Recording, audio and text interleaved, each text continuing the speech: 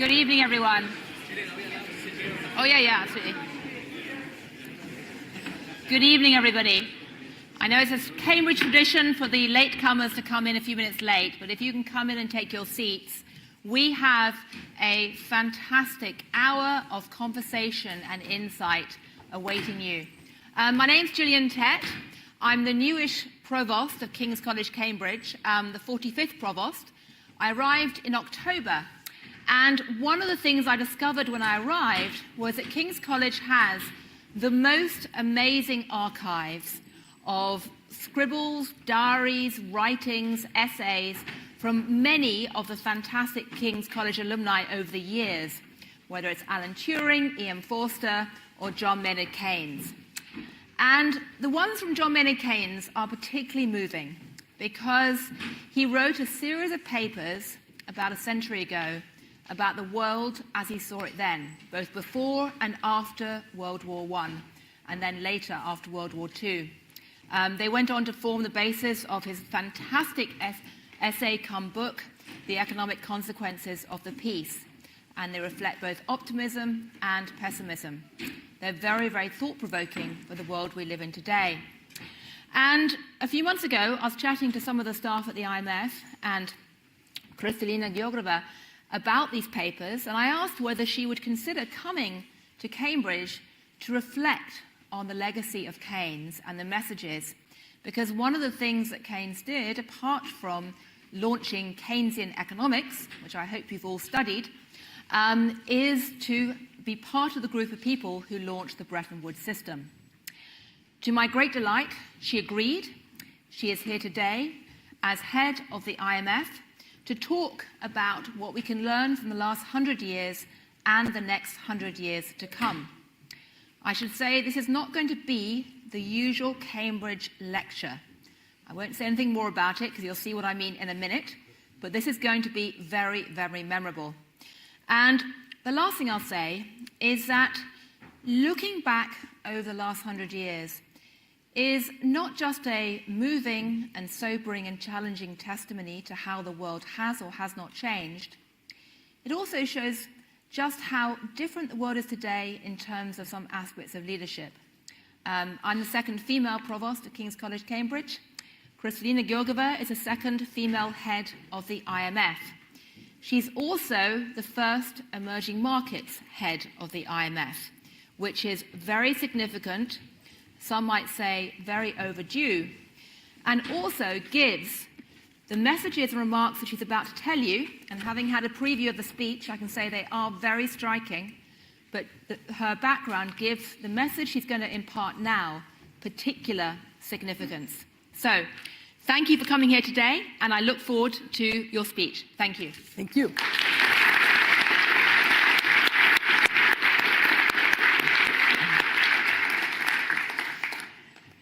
Thank you. Thank you very much, Gillian. Thank you all. I want to start by recognizing your leadership. You're a brilliant thinker, a journalist that keeps attention focused on what you have to say, anthropologist that is a moral authority for many economists, myself included. And I can say, great choice, King's College, for you to be the provost. Round of applause to our provost.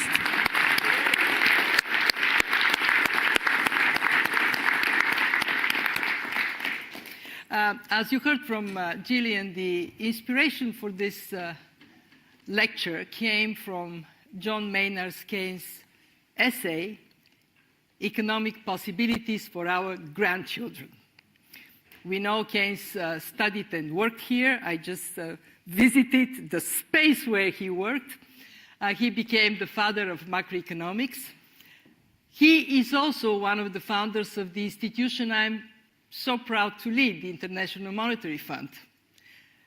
When he went to New Hampshire in 1944 for the creation of the two Bretton Woods institutions, the IMF and the World Bank, he brought vision, courage, and optimism. an unwavering belief in the power of humanity to make lives better over time, despite setbacks caused by crises and wars. And this optimism shines in economic possibilities for our grandchildren. And this particular work has a very special place in my heart. Why? Because I think a lot about my grandchildren. And because I am an unwavering optimist, like Keynes, who even in 1930, in the dark days of the Great Depression, saw a brighter future. As in Keynes' time, there are plenty of pessimists today. And with a little help from artificial intelligence, we can hear what Keynes said about them in his essay. I predict that both of the two opposed eras of pessimism, which now make so much noise in the world, will be proved wrong in our own time.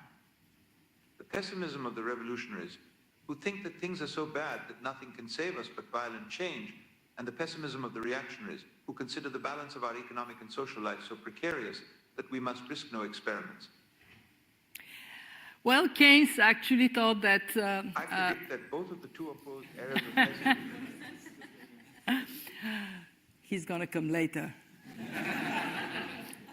So, but in this piece of work, he projected that in 100 years' time, living standards would be as much as 8 times higher, driven by gains in coming from technology and capital accumulation. And he was right. The massive leap in living standards is very close to what he predicted then. Looking that far into the future, of course, he didn't get everything right. He expected people to turn productivity gains into more leisure, but his projected 15 hours work week has never arrived. He was also too optimistic about how the benefits of growth would be shared. Economic inequality remains too high within and across countries. And yet, his key message about the long-term economic gains from technology and investment holds as true today as it did then. It is the foundation for a promise to be made to the next generation and to those who would follow. My daughter Desi and my granddaughter Ivana, they're here with us today, and I certainly hope that when my grandson Simeon would be old enough, he would appreciate the message from his grandmother. And it is about that. What can I do? What can we do to ensure that their generation will have a better life? Young people today, and you know it very well, face enormous challenges, even in richer countries, from paying for education, to finding work, to buying a home, to being deeply concerned over climate change and how it would impact your life. And it becomes easy to be pessimistic. Just look at these headlines. And they're bombarding us from everywhere, because many people, young and old, are feeling that the economy is not working for them. Many are not just anxious, they are angry. For many, trust has eroded. And we see how this plays out in society and in politics. Surely we do not want our grandchildren to live in an age of anger. And for that, we must be clear-eyed about the risks, but also seek and find the opportunities and then seize them. Bear with me, like Keynes, I want to take the long view. First, I want to look back. Over the past 100 years, the world has seen more progress for more people than ever before. Even as global population has quadrupled, per capita, global income has risen 8-fold. Over the past 3 decades alone, 1.5 billion people lifted themselves out of poverty, and hundreds of millions have entered the middle class. 100 years ago, people were fortunate to live into their 40s. Today, on average, they can expect to live into their 70s. We witness dramatic improvements in infant mortality rates, literacy rates, education levels, especially for girls. I mean, just look around and see how many girls are in this theater. Look at them.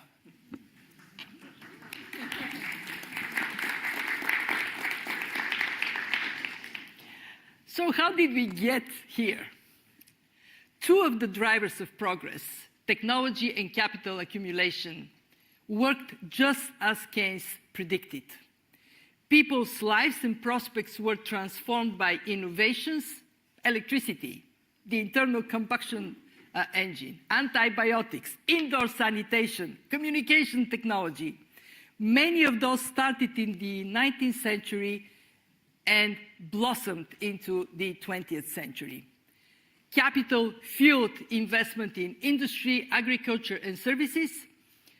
Public revenue gave us essential infrastructure from roads and ports to electricity grids and fiber optic cables. All of this has driven productivity and output growth, which has in turn bolstered the size of the economy. And on top of it came economic integration. Over the past 40 years alone, we saw a 6-fold increase in global trade and a 10-fold increase in global capital flows. This has boosted productivity and investment, especially in emerging market economies. In my own country, Bulgaria, per capita income has quadrupled since the fall of the Iron Curtain, mostly due to the opportunities from integration with the European Union and from global trade. And the number of countries on our planet has increased from about 80 to 193 countries today, a vibrant family of nations glued together, but what I call a special ingredient, international cooperation, ranging from coordination of economic policy, especially in times of crisis, to scientific discovery and cultural exchanges, to peacekeeping and space exploration. Cooperation has given us what many scholars call the post-1945 long peace, the absence of direct conflict between great powers. Put simply, the more we talk, the more we trade, the more we thrive. And the world continued to change. Economic power has increasingly shifted to emerging and developing economies. This year, we project that these economies will account for almost 80% of global growth.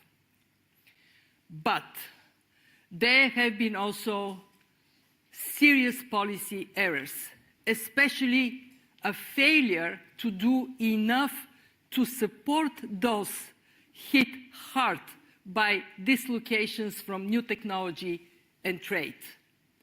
A failure to share the benefits of growth more widely. Some 3/4 of the world's wealth today is owned by just 1/10 of the population. And too many developing countries are no longer catching up with advanced economies. More than 780 million people face hunger. We have also learned that high levels of economic inequality have a corrosive effect on social capital and on trust in public institutions, in companies, in each other. And we see that trust diminishing among nations too, with geopolitical tensions on the rise. Yeah, and if this trend is to continue, the world economy could fragment into rival blocs. Our research at the IMF shows that trade fragmentation alone could cause a global output loss of up to $7.4 trillion. Remember the numbers about the trillions we need for transition to the climate economy? They are in this order of magnitude, and we risk not only not gaining it, but losing because of a fragmented world. We know from experience, Keynes wrote a lot about it, a fragmented world is poorer and less secure. And we see the human tragedy that comes with that. We see it in Ukraine. We see it resulting from the Israel-Gaza conflict. And there are so many other terrible stories of conflict that don't make headlines, but hit hard on people. So what we know today is a reversal to military spending up. It was going down since the Cold War. We call this a peace dividend. This peace dividend is now gone, and the long peace may be at risk.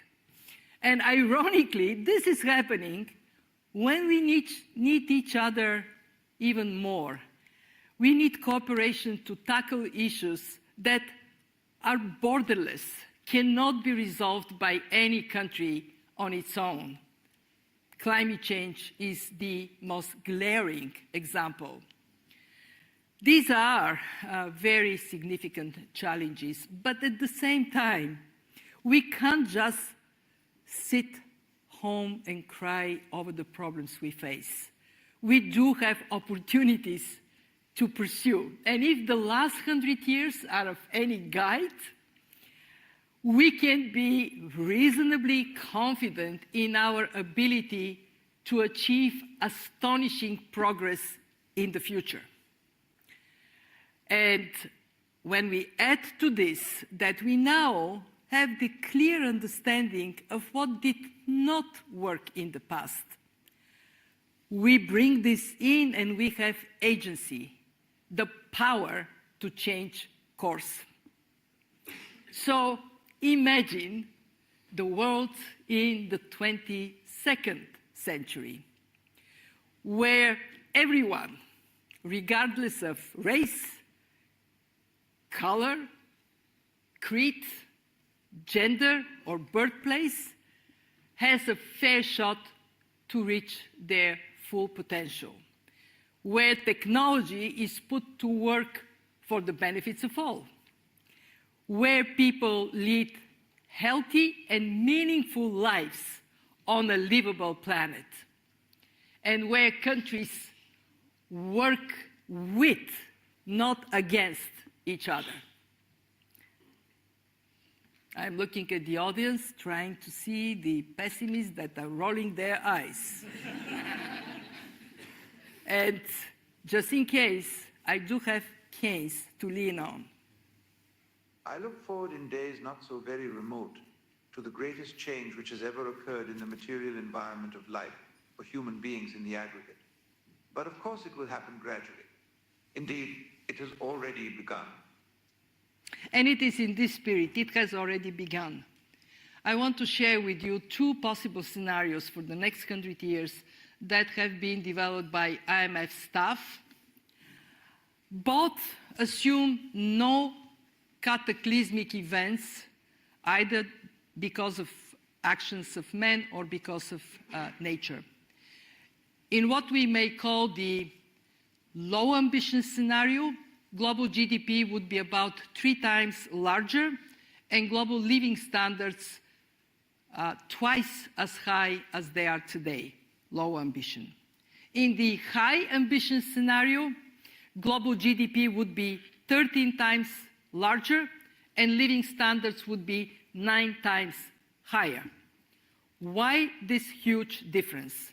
In the low ambition scenario, we assume the experience from the living standards in the 100 years before 1920 define our growth trajectory. And in the high ambition scenario, we assume the much higher average growth rates from 1920 onwards. Likelihood of the highest scenario, high, because we know that we see an acceleration of progress. So I believe that Ivana is going to be in a world of the high ambition scenario. Why? First, because her generation, your generation, will rely on a different kind of growth, more sustainable and equitable, more resilient, so countries can better navigate what is already a more shock-prone world. Second, because you will turbocharge what has worked for us. You will protect and enhance the sound macroeconomic fundamentals and financial stability we strive to achieve. And you will be much smarter than us on the issue of inequality. Third, you will sustain open trade as a major engine of growth and entrepreneurship as a major engine of innovation and employment. So our responsibility today is not to leave to you a runaway inflation, not to pile up debt and expect you to foot the bill, and to overcome the weakest medium-term average growth in decades. So we have a job to do. We want at the IMF to play our role to help our members undertake fundamental reforms so they improve productivity and increase the agility, the sustainability, the resilience of their economies. And above all, we have an obligation to correct what has been most seriously wrong over the last 100 years, the persistence of high economic inequality. Our research shows that lower income inequality can be associated with higher and more durable growth. We simply cannot get to the high ambition scenario for growth unless we foster a fairer global economy. In a world of abundant capital accumulation and accelerating technological change, prospects for my grandchildren will hinge on whether we can allocate capital to where it is needed most and will make the biggest impact, and on our ability to cooperate, to achieve progress, and to share the benefits of it. So if we are to promote better, fairer growth, where should capital go? What this allocation should be? First, it should go for the new climate economy. The climate crisis did not exist in 1930, although the seeds of it were already planted with the rapidly growing reliance on fossil fuels. But today, climate shocks are hitting economies everywhere, from droughts, wildfires, and floods, to the less visible impacts in areas such as supply chains and insurance markets. Last year was the hottest on record. Global temperatures are set to surpass the critical 1.5 degrees Celsius threshold. Pessimists can point to it. They can say humanity faces a disastrous reckoning. I see a different picture. Yes, unchecked climate change would be catastrophic. But if we take decisive policy action, especially in this decade, we can reach a carbon neutral economy. That is a promise we must make. It means mobilizing trillions of dollars in climate investments for mitigation, for adaptation, for transition. And pay attention to low-income countries. They contributed the least to global warming, but are suffering the most. They also face the greatest investment gap. It means addressing the terrible market failure that sees polluters damage our planet free of charge. The price of oil, coal, and gas must reflect the true cost to humanity, including the impact on our climate and on public health. Yet, what do we see? Our analysis shows that explicit fossil fuel subsidies have surged to over 1.3 trillion. This alone is bad enough.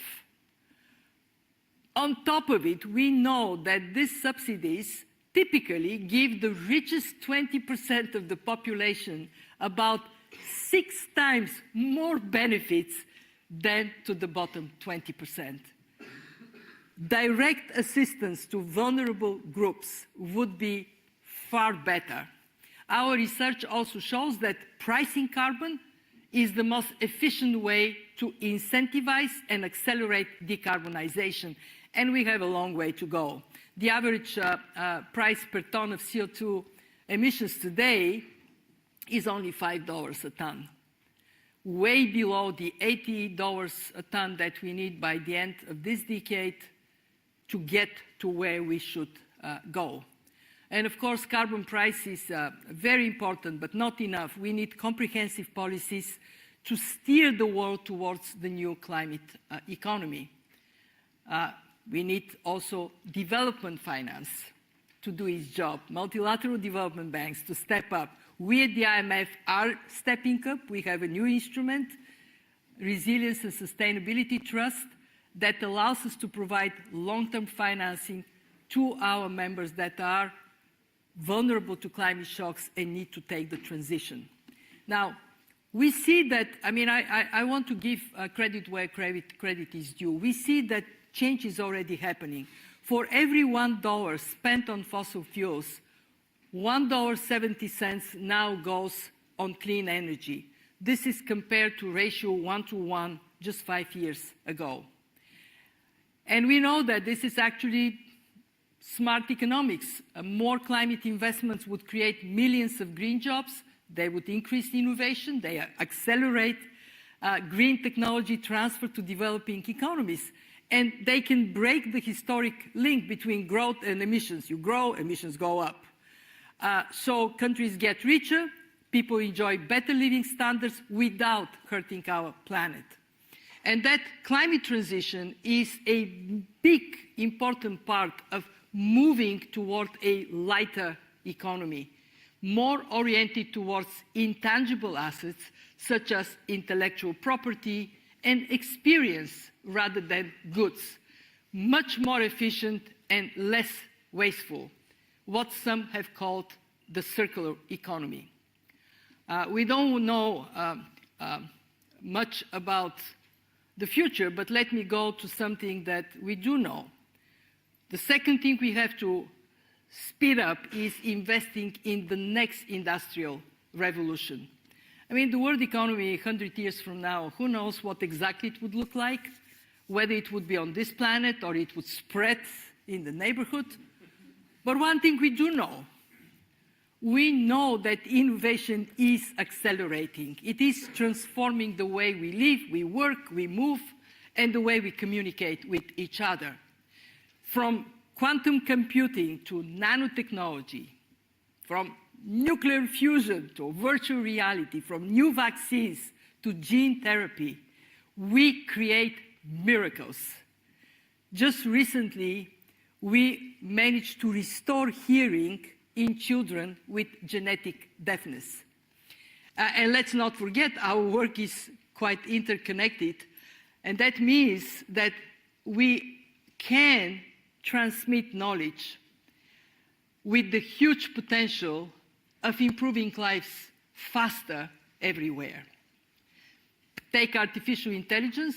How many of you are now all tuned on it? This is a young youthful place here. How many of you are using artificial intelligence already? Yeah? Here we go. Now, what is so wonderful about this conversation is it is happening in Keynes, and in 1950, it was here in Keynes when Alan Turing published his fantastic transformative paper. And every decade since then has brought us forward, every step coming faster and being bigger than the previous one.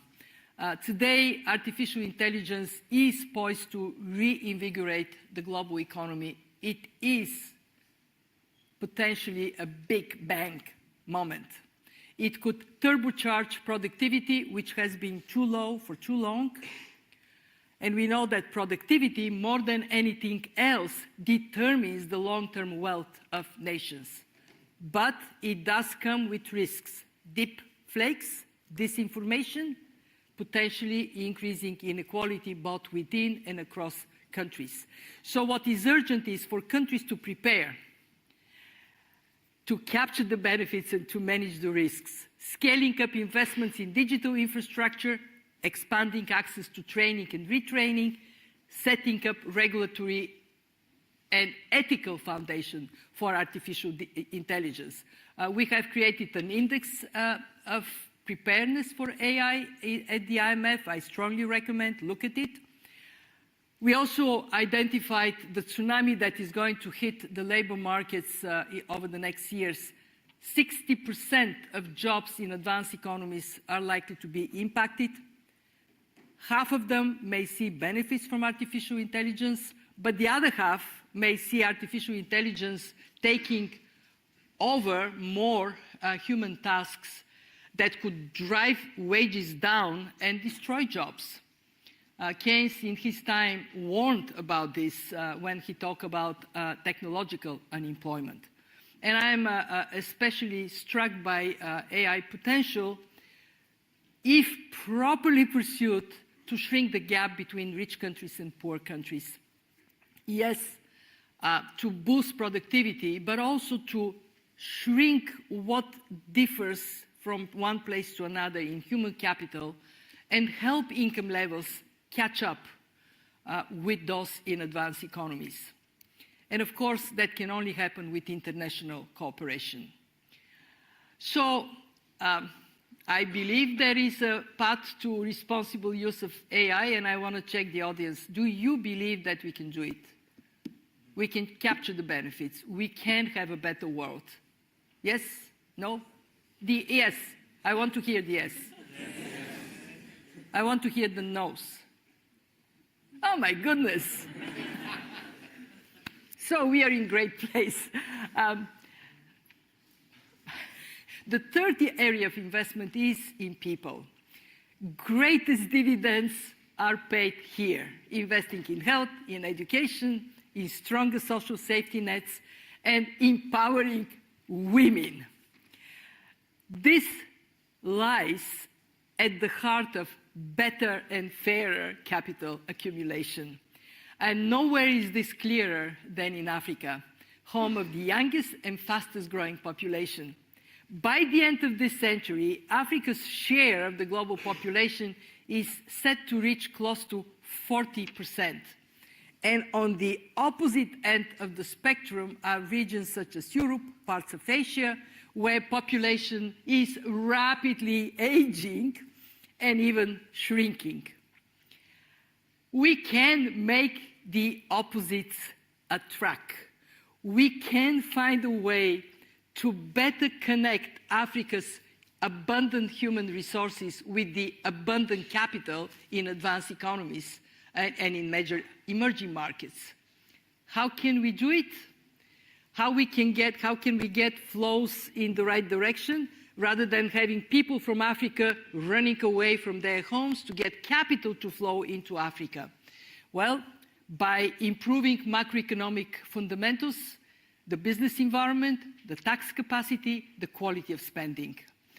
Just one example from our research, low-income countries could boost their annual budget revenues by up to 9% of GDP with prudent tax policies. And that big increase will create much more space to accelerate the economic development. And of course, countries need to rely on predictable and reliable international support.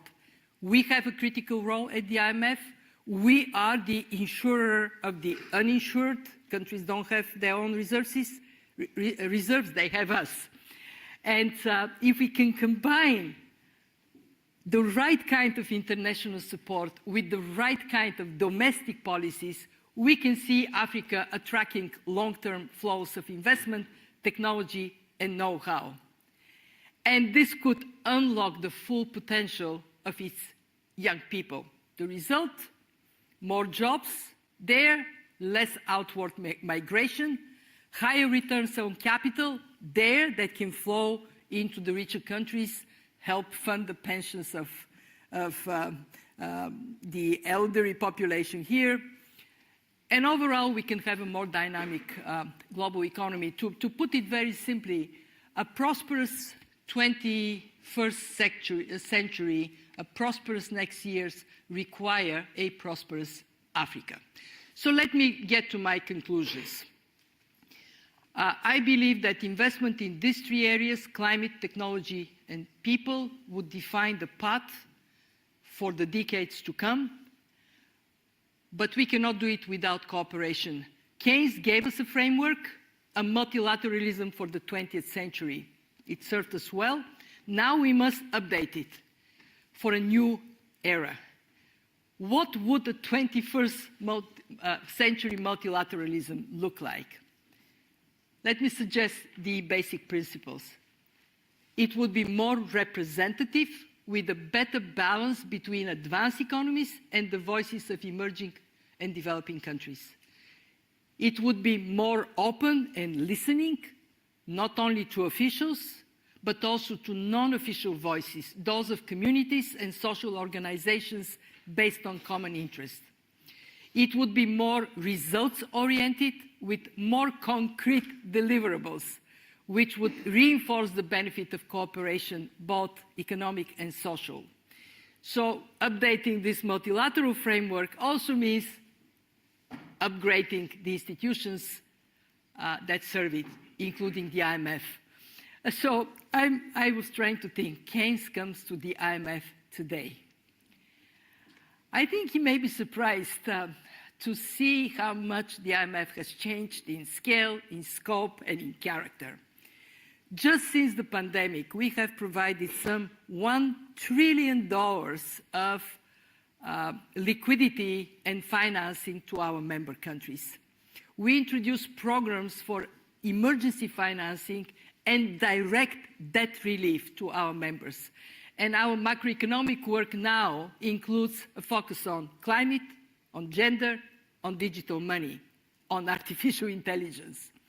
We are the only institution in the world that is empowered to take the pulse, to do health checks of the economies of our members, all of them, rich and poor, powerful and not so much. And then what we do is we translate this into policy advice to our members. We also recognize that we need to put in place better measurement of wealth that goes beyond the traditional GDP and values not only produce capital, but also nature, people, and the fabric of society. And I hope Keynes would approve of a global balance sheet that includes an expanded set of assets and recognizes the valuable services provided by the environment, the value of knowledge and ingenuity that is embedded in us, and the value of good governance. And he may be astonished to see so many women at the IMF, including women in position of power. I think he would like what he sees, and he would encourage us to go even further as a global transmission line for sound economic policies, financial resources, knowledge, and as the ultimate platform for global economic cooperation. This remains the special ingredient. We cannot have a better world without cooperation. On this most fundamental of points, Keynes remains the authority. He is right. So he's perhaps best remembered by something he wrote in 1923. In the long run, we are all dead. By which he actually meant the following: instead of waiting for market forces to fix things over the long run, policymakers should try to resolve problems in the short run. It is a call for action, a vision of something better and brighter. And it is a call to which I, for one, am determined to respond, to do my part for my grandchildren. Because, as Keynes put it in 1942, in the long run, almost anything is possible. I so very much agree with him. Thank you. And thank all of you.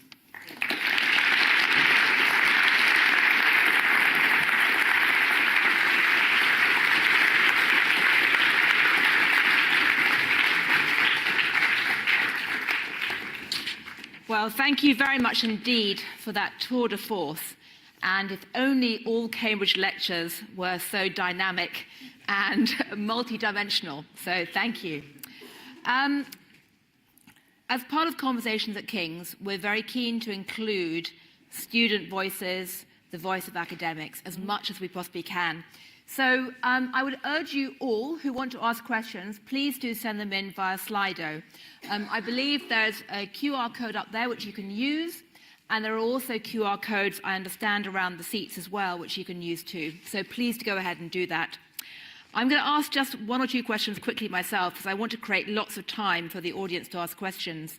And I'm going to start by picking up on your last point about cooperation, because you said repeatedly that you hope the next generation will embrace open trade as part of global cooperation to boost growth. In reality, we are living in a world where not only did the IMF, for the first time ever, model what would happen if the world split into two trading blocs around the votes in the United Nations on Russia, and that's where the 7.4 trillion hit to global GDP came from in the last IMF report. All of you students who want to look at that, I'd urge you to look at the last IMF report and see that modeling that was done around trade fragmentation. But we also live in a world where even progressive economists in America and Europe are increasingly saying too much trade is a bad idea. Why on earth are you optimistic about future global cooperation and trade, given the rising protectionism right now? Mm-hmm. Well, I'm optimistic because ultimately people come to pursue what serves their interests. And being wealthier is better than being poorer. Being safer is better than being at a higher risk. What I admit wholeheartedly is that the reason we see so much pushback is objectively understandable. It's actually two reasons. The first reason is because, as I said in my lecture, we have been too much at ease to talk about a rise of all boats because of international economic integration. In fact, first, not everybody has a boat. So when the tide comes, if you have no boat, it doesn't matter to you. Second, if your boat has a big hole, tide comes, it sinks.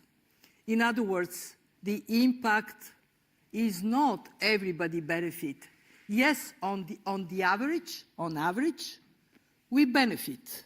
My professor of statistics used to say about averages. You put your head in the refrigerator, your feet in the oven, your temperature is average, but you're dead.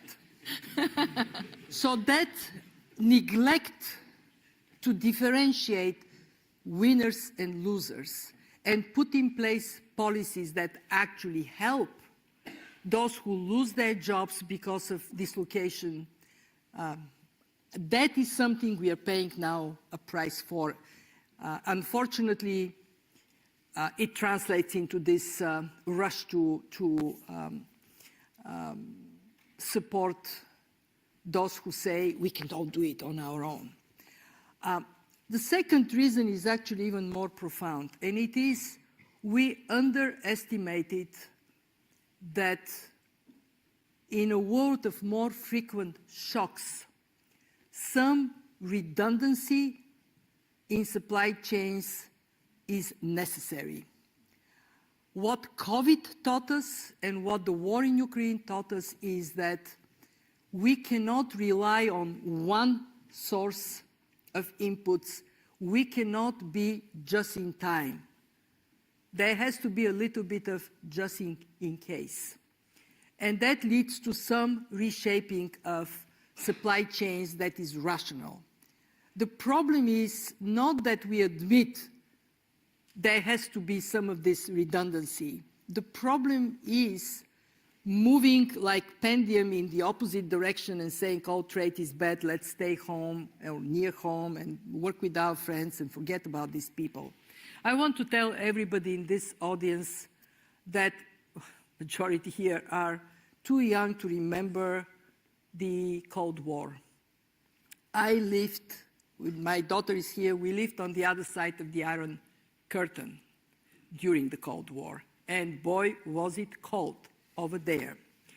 I do not wish a world in which we have the same experience of isolation that we lived through. I remember getting up 4 o'clock in the morning to queue to buy milk for my daughter because of scarcity economy, because of being isolated from the rest of the world. So my vote is for rational approach. Yes, we have a problem to solve, don't overdo it. And I believe, you asked me, why do you think it's going to happen? I kind of believe that what Keynes would say, it's sort of the way we move and learn is zigzag. So it goes up, then we overdo it, it goes down, we underdo it, then it goes up again. But when you look at the trend is upward. And I very strongly believe that we would overcome economic stupidity. Well, let's hope so. Let's hope that mankind is basically zigzagging towards a slightly wiser state, never mind what's happening in American and British politics. I had some other questions, but I've got so many questions, brilliant questions pouring in from the audience. I'm going to go straight to these. The first question is about carbon pricing. Mm-hmm. It's a topic of great passion to me personally.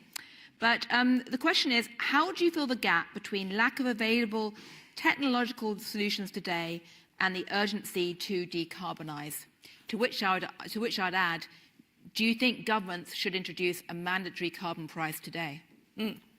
So I actually believe that even today we have sufficient technological advancements. The problem is getting them internalized on a scale takes time. So we have to just persevere and move even faster with getting those technological advancements that are already in place to spread faster. I admire what I saw on the roof here of the chapel. So if you can put solar panels on that building, why on earth we don't have solar panels on every single building in Africa, in Asia, in the sunny places on this planet? So we have a job. We have to push faster this technological penetration. I recently read a book, and I'm sorry, it slips out of my mind, that basically says, here it is, the solutions are here. It is just a matter of society deploying them faster. On carbon price, you know, I have been thinking about it. I'm an environmental economist. I did my PhD on environmental policy in the United States. I researched the sulfur trading that was invented then. I strongly believe that the right economic incentives can move us much faster, and carbon price is the right one. For a while, I was obsessed with that should be a tax. To answer your question directly, it would be magnificent if we can get carbon tax everywhere today. And then I realized that this ain't gonna happen. But what can happen is to build a very big tent under which we accept any viable, politically, domestically viable form of carbon price. Can be tax, can be trade, can even be regulatory compliance, as long as it brings the cost on producers and consumers gradually to the right level. Every responsible business person I have talked to on this topic would say, please give me trajectory of carbon price over time, and I would adapt my business. So politicians have to buckle up and get under my tent.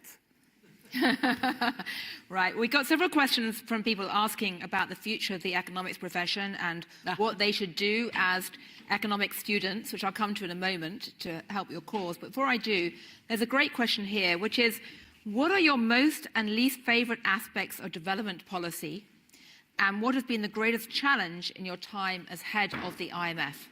Mm-hmm. Well, my most favorite development policies are those that help countries to help themselves. I love to see a country adopting gradual increase of tax per GDP and then put everything under the light using technology so you can see who pays, who doesn't. I love policies that enhance the productive capacity of countries. And there, I talked about that, investing in people is actually the best, highest return on investment thing to do. What I don't like, I have seen very often development money being scaled up without transparency and accountability for the use of money. And not only this is wasteful, it creates anti-development spirits, push back on international cooperation. I also do not like at all fragmented development. When one institution says, here is my project, another one says, here is my project, but we don't think, where is the country headed? How can we collectively, how can the sum be a result of our collective coordination? So the whole bigger than the sum of individual parts. Right. We have a very interesting question here, given that you are, I believe, the first... There was a piece on the fund. Oh, yeah. What the fund does, yes, and what is hardest. What's been the hardest thing in your job, your day job? Other than jet lag. I'll tell you the hardest thing, you wouldn't be surprised. It is to walk and chew gum at the same time. To think about the long term, what are the policies for the long term, what can we do, and at the same time, firefighting for the crisis we are in. I don't know, was that my luck to stretch me or my punishment, but I became a managing director in October 2019. February, COVID. Next year, war. Then cost of living crisis. It has not been the easiest of times. But what it told me, can I share my biggest lesson? What it told me is very simple. Sound policies, good fundamentals, they mattered tremendously. Countries with good fundamentals hit by a shock withstand it better, like people with good immune systems withstand the COVID or other viruses better. And that is the incredible privilege we have at the IMF to actually help countries to have strong immune systems. Absolutely. Well, we haven't got a lot more time, so I'm going to ask two more questions from the audience. One is, I believe you're the first person who's led the IMF who's actually got a PhD in environmental economics. It's a very significant shift, because there was a time when macroeconomists basically thought that, in the environmental issues were at best a footnote into their models. And we have a wonderful question here, basically asking, will we see the diversification of assets to include natural capital in all countries' GDP calculations while you head up the IMF? And we should say, by the way, that Kristalina is just applying for a second term as head of the IMF. She's, in the last 24 hours, had the backing of the European countries. And so you may yet get another 5 years to do this. But are we going to see that or not? I think contingent to having a bit more time, absolutely yes. If I have to do it by the end of September, it's going to be a little tougher. Yes, because your mandate officially runs out in September. I think I spoke about it.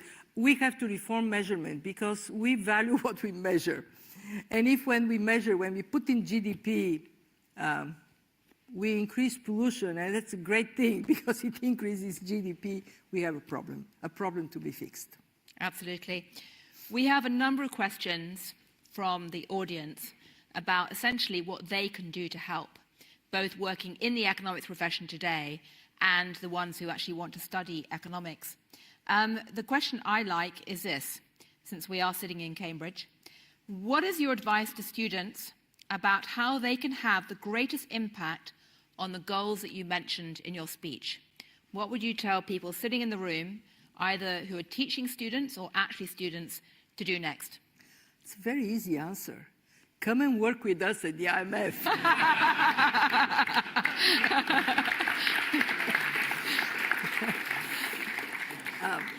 Don't worry, they're going to be queuing around the block, I think.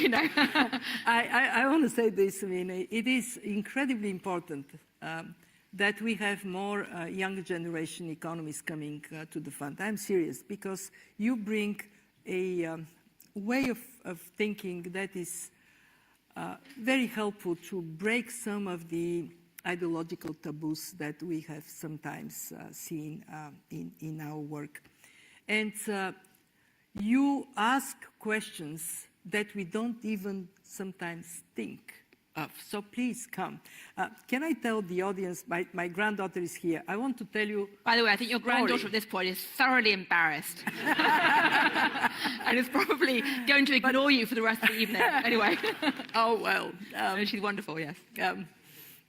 We'll find a way. So here is the story. And I'm telling you the story that you can learn in an incredible way from the youngest of people. She was 5 years old, and I'm a good grandmother. I'm telling her stories, what life was when I was 5 years old. And I say, we didn't have computers, we didn't have television, no TVs. So she looks up at me and says, so you only had iPads. But there is more in this story, because she made me think of the speed of change differently.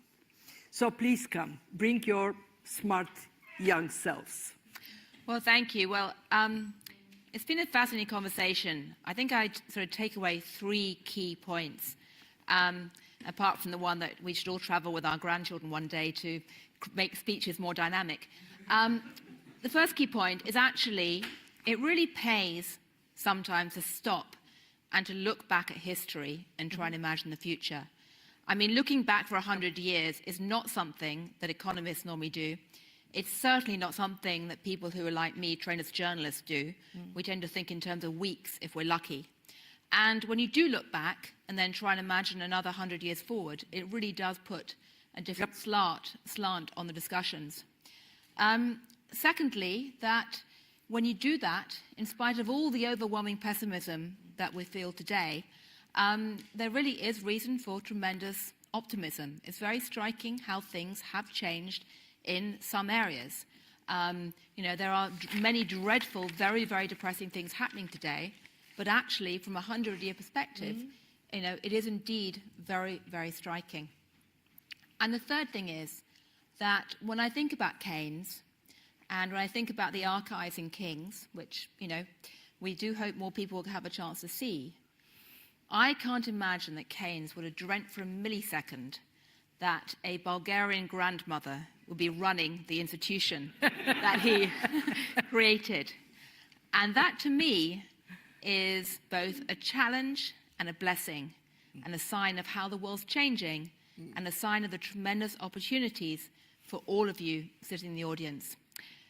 So thank you very much indeed. This Conversation in King series, we will be continuing in the coming months. We have Al Gore coming to give the sermon at King's College Chapel in May. We have a pretty amazing event on quantum computing with a couple of really astonishing figures who I can't mention by name right now, but I'd strongly recommend you come to that on May the 21st. And a lot more conversations happening at King's. And we are just delighted to have the Cambridge community here to share them with you and share them with you all. But most importantly, can we please have a very big round of applause for the IMF Managing Director? Thank you.